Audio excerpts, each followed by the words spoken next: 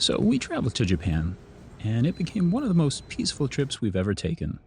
In the West, Japan is sometimes described as exotic. That word often means unfamiliar systems, different styles, and a strong contrast from what we're used to. But for the people who live there, Japan isn't exotic at all. It's simply home. Now, during this trip, we learned so much and grew to admire and appreciate this beautiful country. And traveling alone gave us time to slow down, talk, and reflect. Along the way, we also met some truly kind people and shared meaningful conversations. We're deeply thankful to everyone who took time to talk with us and spend a moment together. Traveling to another country without connecting with the people who live there can feel like missing the heart of the experience. And with that, let's start at the very beginning.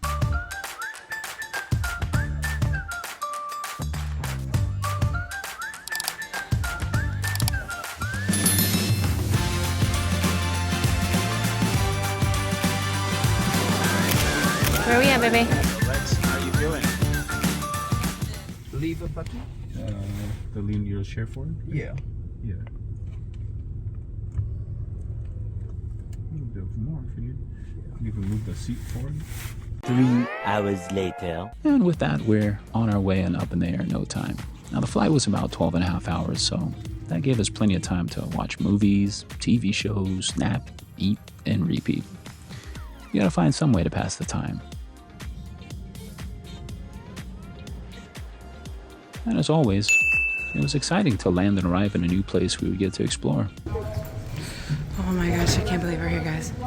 Here, Alexis is working hard to contain herself. Navigating the airport wasn't too difficult. I'll also say, as encouraged as I was to be greeted by our loyal fans, I was also a little startled.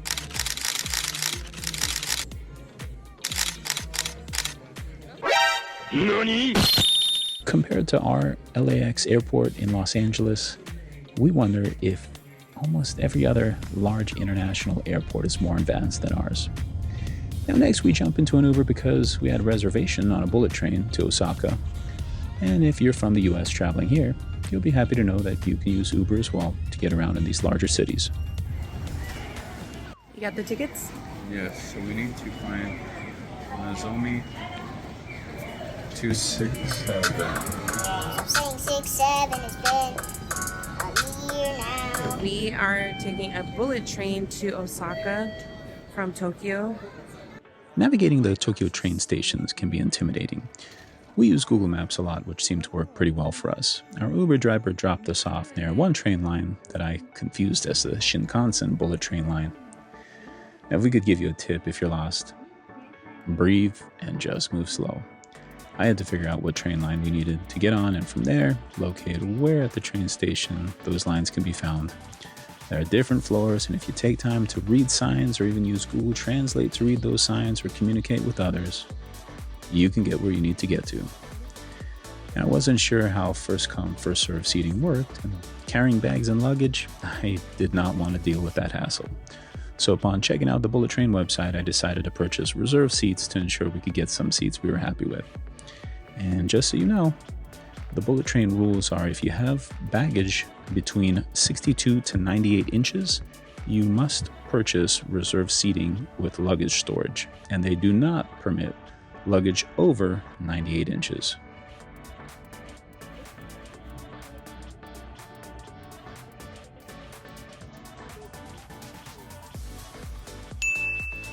After about a 2.5-hour trip, we finally reached our hotel in Osaka, which is a couple hundred yards from the station. And with that, we bid you oyasumi nasai. We were excited to get on our way to our Airbnb because that's where our adventure in Japan would really begin every morning for the majority of this trip. We opted for another Uber. And can I just say, these Uber passenger vans in Japan are amazing. They're spacious and comfortable.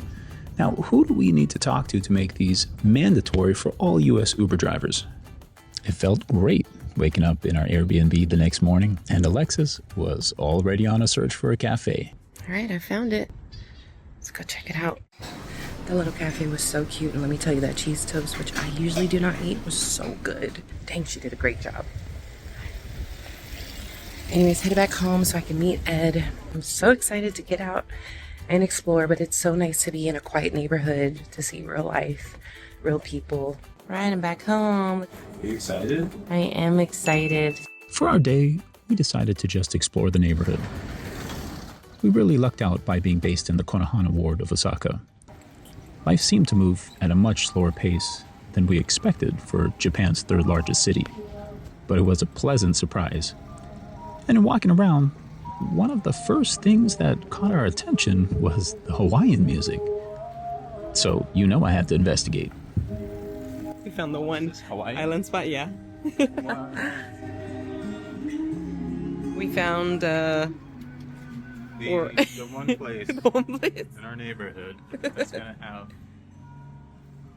Polynesian music. That island life.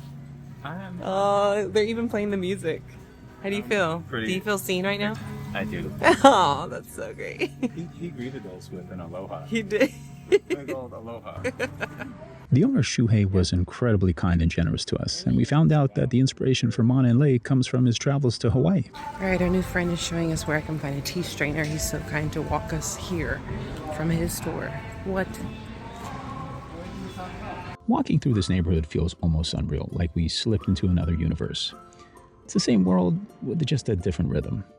And I gave in to one of the many vending machines calling out to us. Dude, they've got so many vending machines here, it's a little nutty.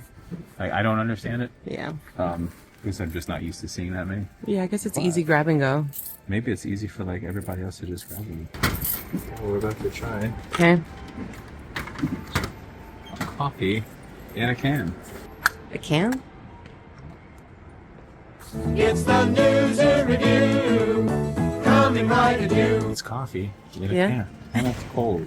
I'm okay with it. Yeah? I think that's milk of some You sort. guys see how cute he is? Look at this. Okay. Okay, you feel cool. You are cool. But I feel cold because it's a little chilly. We weren't going to let the cold stop our adventure. As we walked, we continued taking in the sights. You're probably going to get in shape living here because you'll most likely be walking or bicycling. It was neat seeing so many bicycles, and we even saw some that were not locked up. And there was a lot of art came by, and whether it was commissioned or not, we don't know.